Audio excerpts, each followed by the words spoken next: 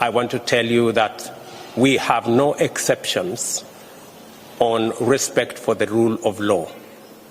And we also don't have exceptions on protection of property or lives.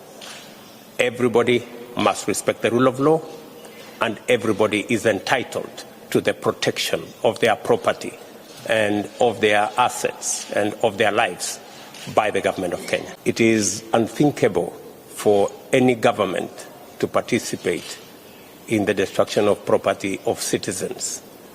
I want to tell you, as I tell Kenyans and members of the global community, that the government of Kenya will make sure that the property and lives of all Kenyans, including our visitors, will be protected, and those involved in criminal activity, including the invasions, will be brought to book. Thank you very much.